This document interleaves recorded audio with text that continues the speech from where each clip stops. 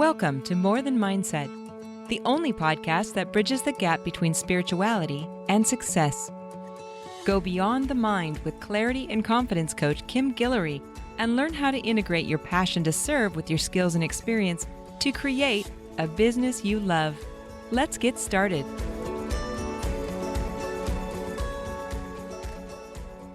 Hey there, and welcome back to the show. Guys, it is almost 9 o'clock at night. I just remembered that I didn't record the podcast today. I did extra calls today. We had a breakthrough session in the coaching membership that lasted a couple of hours, I think an hour and a half to 2 hours. And that is the time where I usually record the podcast, either at the end of the day or before I start my day. And I was busy both times. So I did a lot of coaching today. We just started the priority project. In case you heard me talking about it recently, this is the week that we get started. You're going to hear quite a bit about this because I'm in it for 90 days, if not until the end of the year, because I do not think it is a one-time event. I think it is something that we are always working towards because it involves a routine, a committed, disciplined routine. If you want to meet your goals, you need to set it, and then you need to have strategy, and then you need consistency. So I think we need to be over this black and white, once and done kind of thinking. And this is why like New Year's resolutions and stuff don't work, right? So you'll probably hear me talking a lot about this 90-day project. But for this week, I am rereading the book, The Gap and the Gain by Dan Sullivan. Let me pull it up to make sure I am giving you the right. Yeah. And Dr. Benjamin Hardy, The Gap and the Gain. And I just re-listened to the intro, and I actually didn't get any further than that. It was enough of exactly what I want to hear, and I have referred to all week long. So I'm going to talk about the difference between the gap and the gain, and maybe you will see why it's important to live in one and not the other. That is my hopes from this. But I'm going to read something to you that I took notes. If you focus on what you lack, you lose what you have. If you focus on what you lack, you lose what you have. So imagine that you have gotten where you are right now and everything that it took to get to this point, and you want to get over here. So this is where you are today, and it took certain steps and experiences in order to get you there. I think we can both agree. And then the way that we're always focusing on doing better, getting more, growing, evolving. And so then we're focused on where we want to go, right? So if you focus on what you lack, you lose what you have. So I'm taking this back to Abraham Hicks, right? Let's look at the law of attraction. If you are focused on what you don't have, like I want 10 more clients, I want more $10,000 more income, I want to lose 10 more pounds. When you're thinking about that, you're thinking about what you don't have. It's almost like you're thinking about the illusion. It's like future tense. And then you lose where you are right now. Instead of looking back and seeing where you came from, and then being in appreciation of the actual gain. So when you're focused on what you lack, what you don't have, the 10 pounds, the $10,000, the 10 clients, whatever that is to you, like I have to have that and I don't have that. And I'm so frustrated. And I can't figure out why I don't have that. I don't know what I'm doing wrong. When you're thinking like that, you are not thinking about where you were last year, or maybe 6 months ago, or 6 years ago, that got you to where you are right now. So what I had my students do is make a list. Like we did this in eSchool today. So before you came into eSchool, where was your income? Where was your mindset? Where was your relationship? Why did you come into eSchool? What was your goal? What did you need to fix? What problem did you need to solve? I want you to write that first. And now I want you to make a list of what you have gotten or attained. What are your results since you started? And I had some that did not even know what their income was. They were massage therapists who were just, or yoga teachers who were just like working and never really looked at even having a goal. They were just like looking at the end of the week and like, oh my God, I got to hurry up and do some more so that I can pay for some things. And where they are now is a steady $5,000, $6,000 a month, working with boundaries, weekends off, evenings off. But they lost sight of that because they were focused on what's the next big step, what's the next goal, and thinking about how they weren't there yet. And so I'll read this again. If you focus on what you lack, you lose what you have. So they couldn't even see how far they had gotten because the focus was on what they don't have. Here's the second part of this. If you focus on what you have, you gain what you lack. So now imagine being in appreciation and recognition and gratitude of a consistent, sustainable, predictable, profitable business. Like, oh yeah, I've been making steady money every single month. I'm not coming in at night, working on the weekends, negotiating schedules. Everything is pre-planned, pre-scheduled. I have consistent clients that come on a regular basis. I have a steady income, a consistent business, and it's profitable. So if they were focused on that, then guess what they would get more of? See, it's really like the law of attraction, but it landed at the right time, the right place. I started playing with this last week and I was talking to my team about it. And we had one day, we meet every morning and we have a team call, and like we're always growing and learning and reading and sharing. And we meet every morning and talk about it. And so that morning I was like, I don't even want to hear what you're going to do or what you're learning or what you're going to fix. I want to hear what you're celebrating, because I'm pretty sure I have not developed a habit to celebrate. And I'm just calling myself out here. I don't get a lot of cheerleading. I definitely don't get it from my family. And I never have been. My love language is not words of affirmation. I don't need that. I'm self-driven, I'm self-motivated, and self-disciplined. But I forget, and this book reminded me, I forget that people need to hear it. And so I took the opportunity to apologize and share that. I don't think I say it often enough. I don't think I recognize it. And I see where I do this with my clients. So I'm going to apologize to all of you too. And it's not because I'm a hard ass or I want you to go somewhere else. It's because I don't function that way. And so I forget, because we think everyone thinks like us. We think everyone has the same integrity, has the same vision, has the same mindset, the same perception. And that's just a human flaw. I forget. And so reading this, just the intro, brought me back to slowing down and calming down and really giving a little bit of cheerleading, but more than that, it was recognition of what a great job they are doing.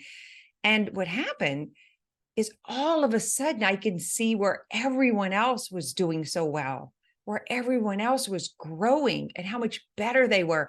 Like I had my advanced mind body coach training today, certification training. And I just watching from these new lens, I noticed how far those students have come.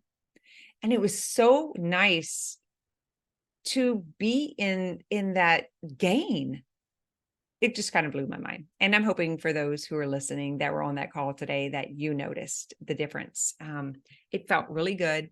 And I noticed with my grandkids on Sunday that I pointed out things that they were doing well. I placed an order with Ella, who does bracelets, and I went and picked them up today. And I didn't realize that could really be wounding when they look up to us, whether it's our kids or our clients or our friends that look up to us and appreciate us. And we never say, and I'm talking for myself, I'm not talking for anyone else. And I never say, what a great job you're doing. I'm really proud of you. I love the work that you're putting in. I can see the difference. And I noticed that since I started to recognize that, they seem happier. It's like and I think that is something I'm driven by. I do like to be recognized and acknowledged. That I do, but I don't need words of affirmation. And I actually don't even believe when someone tells me something, because we're kind of taught to say polite and nice things. So I'm just kind of brush that off. You know, the shit sandwich, you say something really nice, then you give them the real news, and then you pack it on with something nice again. That always rubbed me wrong. But I didn't realize how I had kind of hardened to thinking no one needed this, especially in the position of a mentor, a teacher, a coach, a leader. So I'm recommending just listen to the intro or just take this one phrase and see what you can do with it this week. If you focus on what you lack, you lose what you have. Because when you're out of appreciation, you're in absence of. The mind cannot hold conflicting beliefs. It can only hold one. So what you focus on is what you become. And when you're always focusing on what you don't have, what you want to gain, when you're focused on the lack, then you're going to get more of that, because you're out of the awareness, you're out of the gratitude, you're out of the recognition of what you do have and where you have come from. So one of the exercises that I do with my students and put in the free Facebook group pretty often is, what do you have that you want? And I've been practicing this with like things. I have this 2,500 square foot building. Like, I get to come to work. I get to record podcasts at 9:00 at night. I get to do whatever I want here. And I am not worried about how much money it brings in or not. It's a building that I get to use to do my work in. If I want to do a live event, if I want to teach a yoga class, if I want to have a guest over and them have some kind of class, like we've done sound bath classes, we've done Ayurveda classes, grow your business classes. If I want to do anything like that, I have this space, and I forget sometimes to like really appreciate that I have all this space. It's in my yard. Like I walk across. So it's not at my house, but it's near my house. I can drive or walk here every day. I forget to appreciate that. I have fiber internet. Like I did that a few years ago when I got the podcast, because our internet here was crummy and I couldn't upload anything. Like I really appreciate the speed of uploading these podcasts. And my Zoom doesn't go out and I don't lose connection. I have really good internet, which makes my job easier. It's so much more convenient. When I walk up to my car, I have a Yukon. I love my car. I remember when I bought it, I was like, I don't want this. I tried to return it. I thought like you had 72 hours to change your mind. I literally tried to return it. But I really love that it fits my body, that it drives well, that there's plenty of room in it. And now every time I walk up to it, I'm like, I love owning you. I love having this car. It took me all the way to California, from Louisiana to California, up to Oregon and back, like with no trouble. I really appreciate, and I'm so glad I have that, because my first car cost $125 and I made installments. It was my friend's dad selling her car because it kept leaving her everywhere. And he sold it to me for $125 and he let me pay in installments. Like, oh my God. Like, I don't want to ever forget where I've come from. I remember like living in a house that the bugs would come in at night. I had to like stuff things, towels and stuff under the doors. And I couldn't run the air conditioner because I didn't have the money to pay the bill. And it was me and my son. And it was a government housed home, like, well, I don't know what you call it, a HUD house. And like, oh my God, like I do every night. Like I am so comfortable in my bed. I'm so appreciative that it is comfortable, that we are safe. I am not afraid. I spent a lot of years, my entire childhood growing up, so scared. I couldn't sleep. Like I was so scared. I was always by myself. I would look up in the back of the Bible. I would read about fear. I'd try to relax myself. I am so safe. I'm so comfortable. I have what I want and need. I can literally go to the store and get anything that I want. I just got back from, like, I was in Miami. I'm going back to Miami next week. I was in Nashville twice in the last 2 months. I just got back from Las Vegas. I've been to Colorado recently. I can go wherever I want, when I want. I have a career that I can take calls from the road, from the hotel, from my car. My car has internet. So I can literally take a Zoom call from anywhere that I just park my car and it plugs into the internet. So much to be appreciative for. And this by no means is bragging. I am a woman of convenience and I am willing to work and be uncomfortable and do what I have to do to have those conveniences. So that's why the gap and the gain really impact me. If you are in the gap, if you are in the space of, I don't have what I want and need, and you're focused on that, and you have pressure from that, and you're not in appreciation of how far you have come in the last 6 months, the last year, the last 2 years, the last 20 years, then you cannot find happiness. You cannot find joy because we never stop seeking the gap. It's just our nature. It's how we are. And when we are in the gain, like this is what I have gained. This is how far I have come from welfare and food stamps and single teenage mom who had no family to help me, didn't know what the hell I was doing with this kid. Like that's where I was. I spent a lot of years wanting to die. I was not happy. I couldn't find happiness. I was always sick. I was on 24 years. I was on 7 medications. I've had 15 surgeries. My God, I've come so far. And when I look at it this way, I don't beat myself up. I'm not mean to myself, but I soften. And I recognize, like with compassion and empathy, that is my mind that can't be satisfied. That's always looking for what's missing or what other grass is greener or whatever that is. But when I really look at the gains and I make the list and I write it out. And so for some of you, maybe you didn't have that kind of crappy childhood. Maybe your gratitude is in the parents that you did have, or the partner that you do have now, or the kids that you do have a great relationship with now. What is it in your life that you have come from not having to having? Journal about it, write about it, talk about it, and watch how your mood changes. I have an entire gym in this building.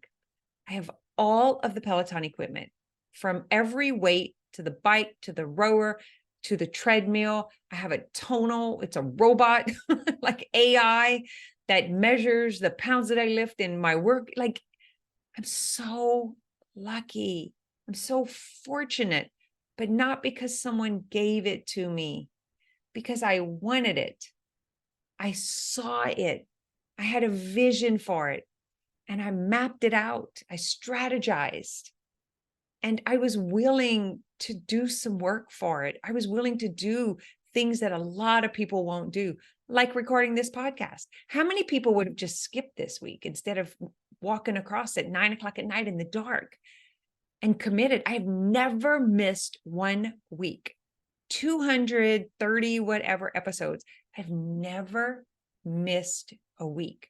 I'm committed. I'm loyal. I'm disciplined. Those are gains. What would you write about yourself? If you were telling this story about yourself, what do you love that you have? What do you appreciate that you have? Instead of focusing on what you want that you don't have. Can you see the difference about living in the gain or living in the gap? I hope that everyone listening to this that is in my community, that's in Self-Healing Masters, in coach training, or in eSchool, I hope you noticed. I hope you noticed the change this week, because I noticed it and I saw you differently. I saw you winning. I saw your advancements. I saw how far you've come. Matter of fact, I've already sent messages and posted in the groups how proud I am of them. And it's not because they did better than last week. It's because I couldn't see it when I'm focused on them. Like, because when my clients say they want something or they lack something, I tend to get personally attached to that. And then I put this pressure for them to go get it the same way that I would go get it. And I am at fault for that. I recognize it. And I'm willing to ask those questions. When I feel that pressure in my body, when I feel that tension, when I feel the dissatisfaction or the frustration, I pause and I contemplate and I ask, I'm frustrated because, and then I let that part of me be there. I let it come up. And I noticed that a lot of it is stuff from childhood and from the past, of just some old beliefs. I don't believe them anymore, but there's still some memories of it in my body. There's still some residue in my system. And when we did the breakthrough session today, I talk about that. So guys, if you are always looking at what is lacking and you're always looking at how far you have to go, it's going to be very hard to find satisfaction and joy and pleasure and happiness. So I would like to leave you with the challenge this week of noticing what you have, noticing how far you've come, and maybe just trying 2 hours a day to live in the gain and notice how you feel and notice what comes from that. Because when you're in the gain, you gain more, exactly as this saying. And I wish I could quote exactly who said it, but I'm telling you, I don't remember, but it's there and it's in the introductory chapter. If you focus on what you lack, you lose what you have. And if you focus on what you have, you gain what you lack. So if I'm in appreciation of my clients, if I'm in appreciation of the work that I do, the things that I have, I'm happy, I'm satisfied, I'm joyful, I'm appreciative, I'm telling people what an amazing job they're doing. What do you think is going to happen? They're going to be more successful, and I'm going to be more successful. So that's what I got. I love the way this feels. It feels light and easy and comfortable. It feels comfortable. And I recognize that it is a habit of always needing to attain and always needing to gain and always needing to grow. And although I can see it in my clients, I often can't see it in myself. But I know that if they are mirroring that there is a part of that in me. And so I like to stop and do my own work. Now, the priority project, although it sounds like get out there and get shit done, it is not. It really is about getting it done. But the way that I am presenting it, I promise you, you've never seen goal setting presented this way. It's something that I discovered in my own journey. And I've already started to introduce it. And I'm telling you, if you go and look at my social media right now, you will see that the clients who are doing this work with me, it's like they're already another personality.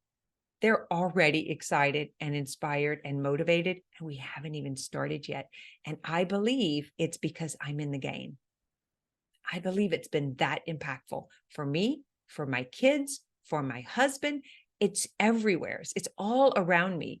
My daughter-in-law sent me a message and she was like, I almost didn't message you. They're like 2.5 hours away. She says, they have a birthday party on Saturday. I know you don't like birthday parties. I know you don't like people. And I was like, I know there are a lot of things that I hate, but I do it because of the people that I love. So even noticing that, like how much I was dreading being in public, going shopping. I went shopping with my daughter-in-law over the weekend. It was so hot and miserable, but I did it because of this book, because of this one. All I got from it is this, by the way, and something that Dan Sullivan was saying about interns that he had that were like super bright, really smart people. And what he noticed is when someone is really smart and high achieving, that they kind of get to the top and then they realize they're still not happy. And that has set a lot of people up for suicide.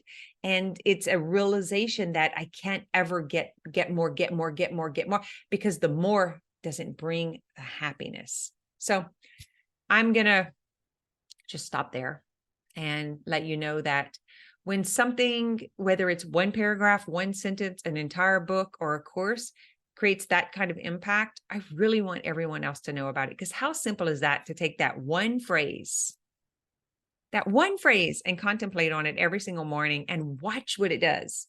I feel brighter, I feel lighter, I feel happier.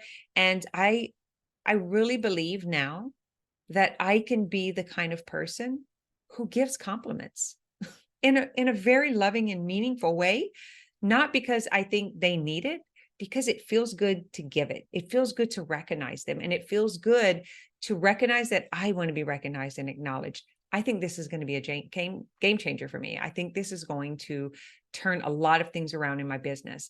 I noticed a couple of weekends ago, I talked about it on the show here, that I was judging people who were in a higher position.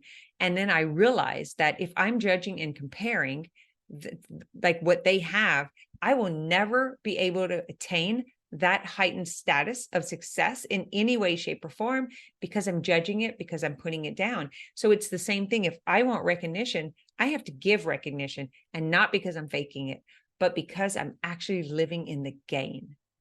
I'm living in the success. I'm living in the wins. I'm living in the results. And I think when my team hears this, they're going to be really excited. And hopefully they will pass it on to their people. I apologize if ever you have needed that from me and I was not able to give it to you. Now I'm available to give it to myself. Now I'm available to receive it. And it has turned everything around, because now I can give it. And when I give it, I get it back, because it feels so good to me.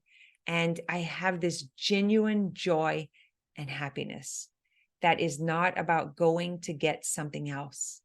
It's about being in the gain that already exists.